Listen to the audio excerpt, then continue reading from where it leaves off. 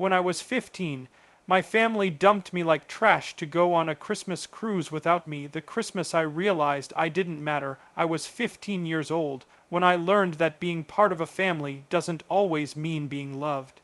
That December began quietly, the way winter always did in our neighborhood. The trees were bare, the sky stayed gray for days, and cold air slipped through the cracks of our old house. Christmas lights blinked outside, but inside, something felt wrong.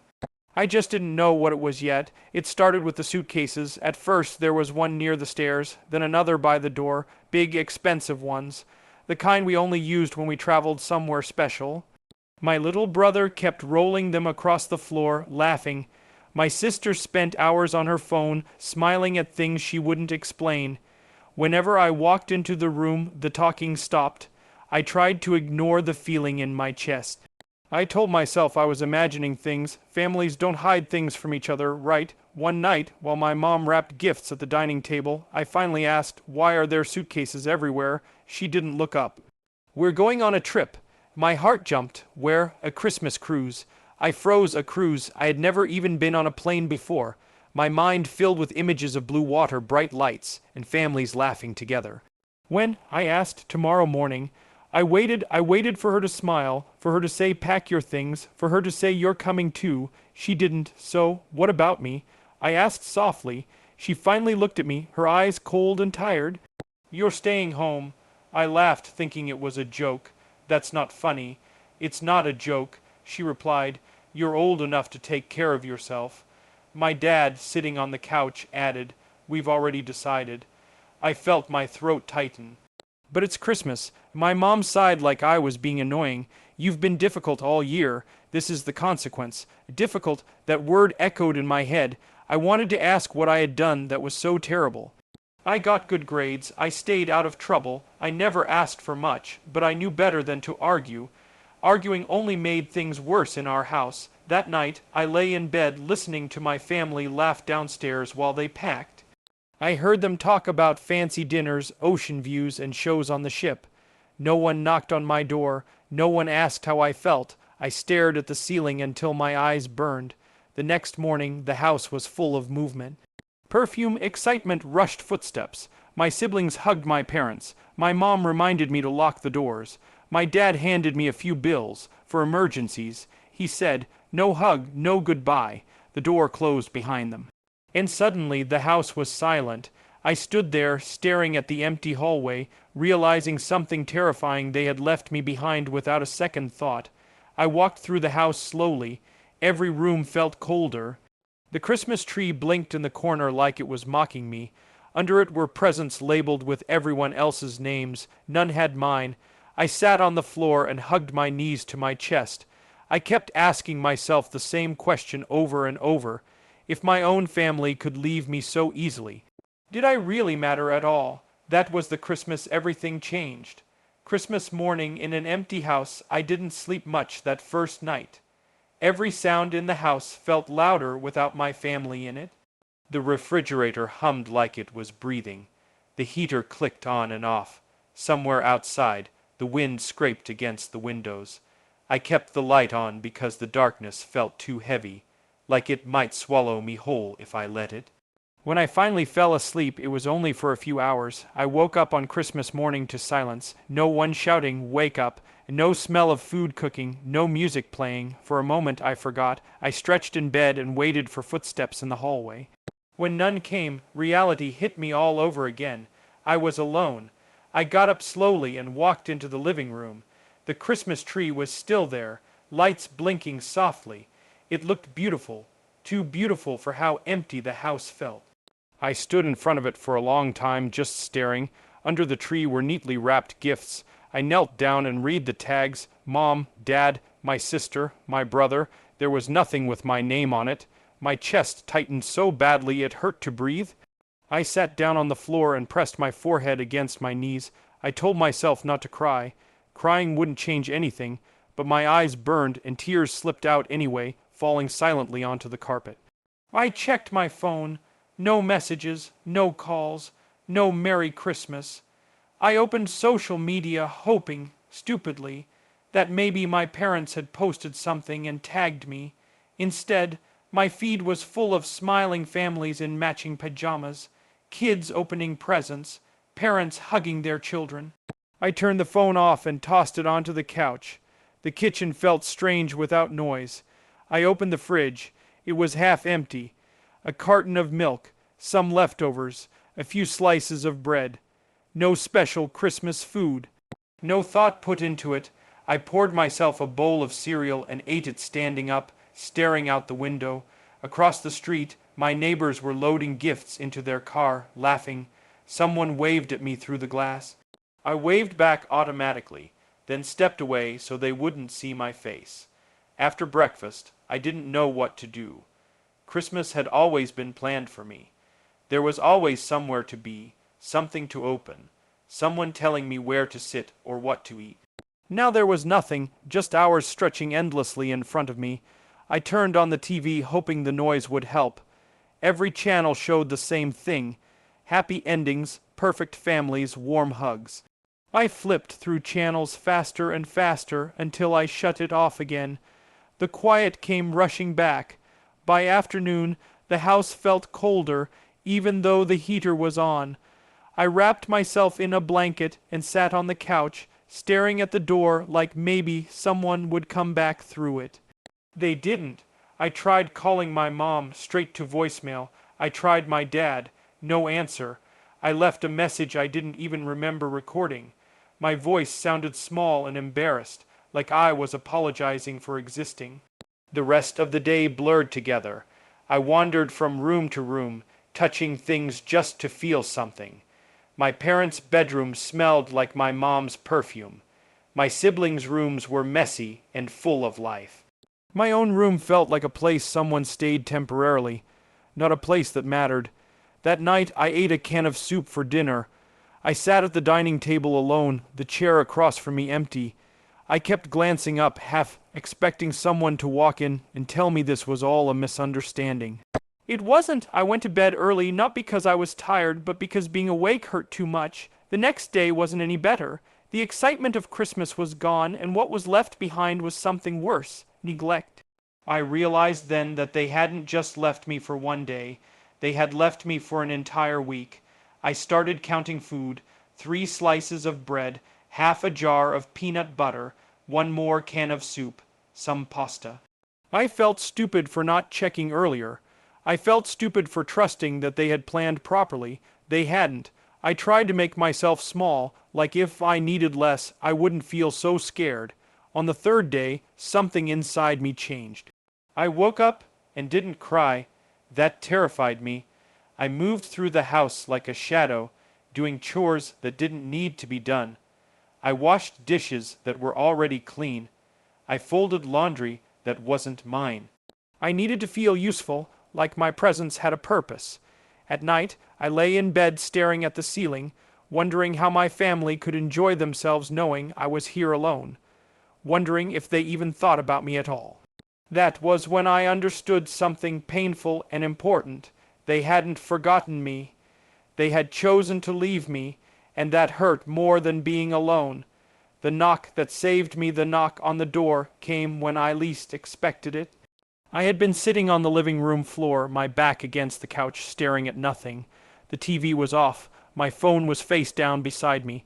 I hadn't spoken out loud in 2 days, and my voice felt like it belonged to someone else. At first I thought I imagined the sound. Then it came again. Knock, knock. My heart started pounding. No one ever came to our house unannounced. My parents hated surprises. For a brief second, a stupid hope flared inside me, that maybe my family had come back early. I stood up slowly and walked to the door, my feet heavy like they were stuck in mud. I looked through the peephole. It was Mrs. Alvarez. She lived 2 houses down, an older woman with soft gray hair and kind eyes. She always waved when she saw me walking to school, sometimes stopping to ask how my classes were going. I hadn't seen her in days.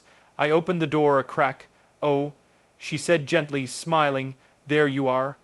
She looked past me into the quiet house, and her smile faded just a little. "I haven't seen your parents' car," she said. "I wanted to check on you."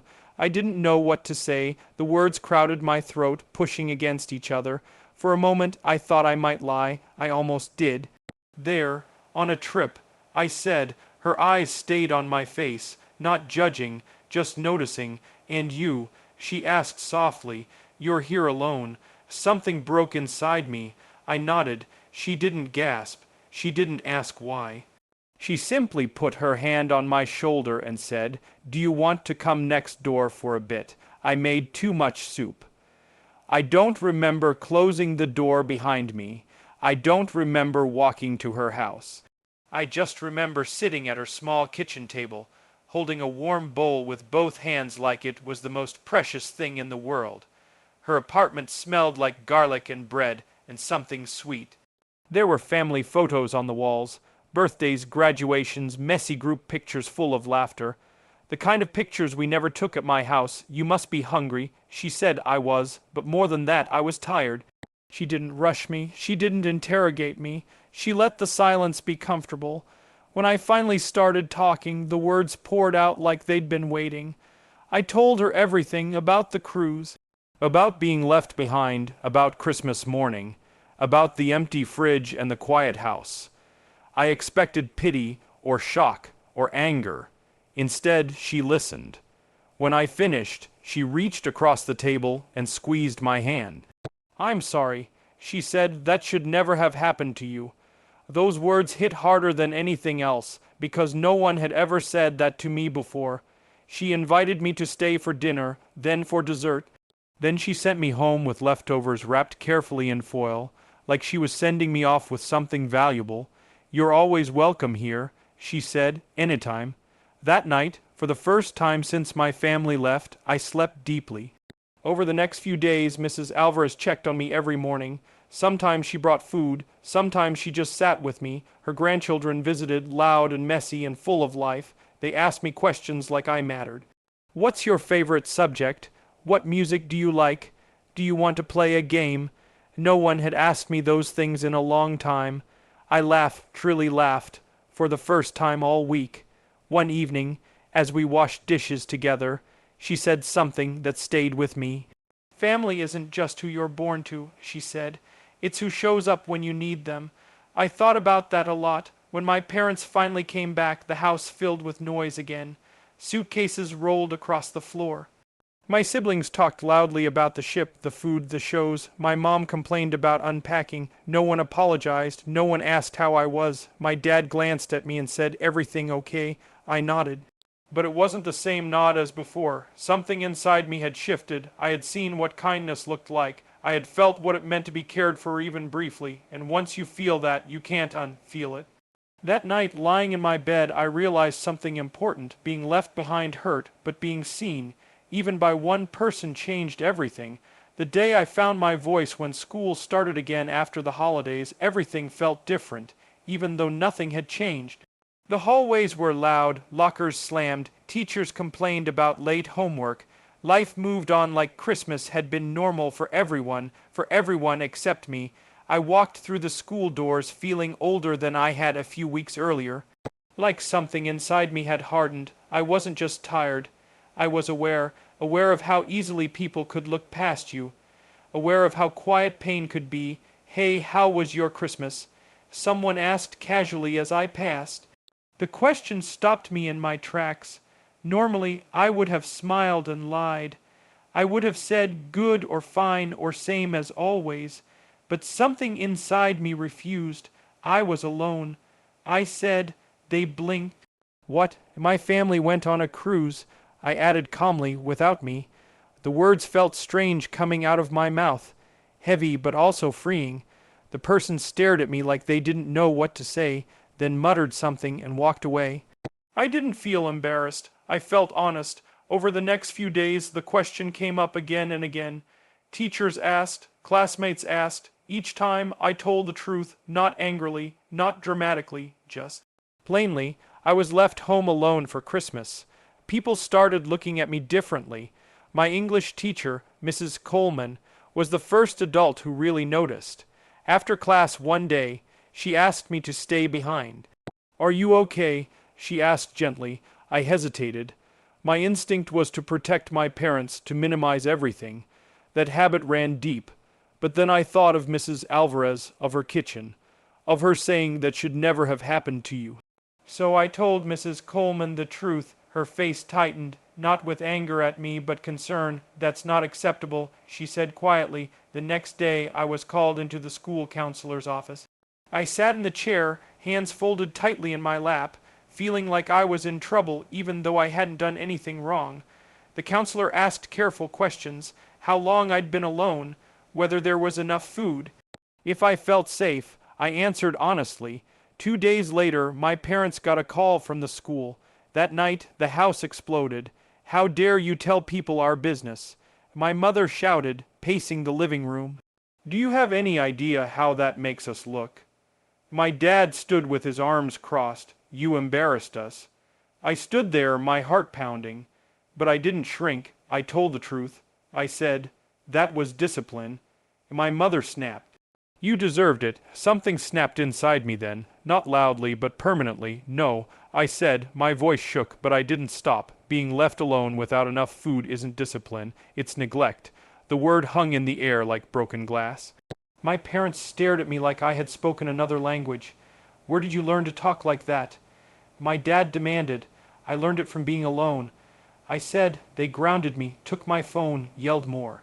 But something had changed. I wasn't afraid anymore, because now other people knew, adults knew, people were watching. The counselor kept checking in with me. Mrs. Coleman helped me with extra schoolwork. Mrs. Alvarez stayed close, reminding me I could always come to her if things got bad. For the first time in my life, I realized something important. I didn't have to survive this alone. I started spending more time at the library after school. It was quiet, safe. I could think there. I started planning, really planning, for my future, college, jobs, independence. I got a part-time job stocking shelves at a grocery store. The pay wasn't much, but every dollar felt like freedom. I hid the money in an envelope under my mattress. At home, I stopped trying to please my parents. I did my responsibilities, but I no longer begged for attention or approval. I no longer explained myself endlessly. They noticed. "You've changed," my mom said one night, suspicious. I had to. I replied. Inside, I was changing in ways they couldn't see. I was learning boundaries, learning that love shouldn't feel like something you earn by suffering quietly. Some nights were still hard. I'd lie awake replaying Christmas in my head. The door closing, the silence, the empty house. But now the memory didn't crush me. It fueled me. I promised myself something during one of those nights. I will not stay where I am unwanted. That promise became my anchor. By the end of the school year, my grades had improved. I was saving money. I had people I trusted. I wasn't healed, but I was healing. And for the first time, I could imagine a life beyond that house. Christmas, I finally belonged to myself. The day I left home wasn't dramatic. There were no shouting matches, no slammed doors, no last-minute apologies or tearful hugs. It was quiet, almost painfully so. I packed my bags slowly, folding my clothes with care, like if I rushed, something bad might happen. I was 18, legally an adult, emotionally, still healing. My parents watched from the hallway as I zipped up my suitcase. My mom leaned against the wall, arms crossed, her face unreadable. My dad stood behind her, scrolling through his phone like this moment wasn't important enough to fully witness. "You don't have to go," my mother said finally, her voice flat. I looked at her, really looked at her. "You're right," I said. "I don't have to. I'm choosing to." She didn't respond. I carried my bags to the door and paused, waiting, without admitting it to myself, for something. A goodbye, a blessing, even a warning. Nothing came. When I stepped outside, the air felt different, colder maybe, but cleaner, like I could breathe fully for the first time in years. Mrs. Alvarez was waiting by her car. "You ready?" she asked, smiling softly. I nodded. She drove me to my college dorm that afternoon. The building was small and old, nothing fancy. My room barely fit the bed and desk. The walls were bare. The window looked out at a brick wall, but it was mine. That first night, I sat on the bed holding my phone, staring at the screen. Part of me expected a message from my parents. "Did you arrive safely?" Or "We miss you." None came. I put the phone face down and let myself feel the sadness without drowning in it. I was learning how to do that, how to let emotions pass instead of letting them define me. College was harder than I expected. Classes were demanding, money was tight. I worked long shifts after school and studied late into the night. Some days exhaustion followed me like a shadow, but I was proud. Every small success belonged to me. The first exam I passed, the first paycheck I earned, the first time I decorated my dorm room with photos and plants and lights. I was building a life, slowly, imperfectly, but honestly. Then December came again. The campus emptied as students went home for the holidays. Suitcases rolled down the halls. Goodbyes echoed everywhere. The quiet returned. But this time it felt different. I stayed. On Christmas Eve, I walked through the nearly empty campus, wrapped in a coat that was too thin for the cold. Snow dusted the sidewalks. Lights twinkled in the distance. I stopped at a small cafe near campus and bought myself hot chocolate.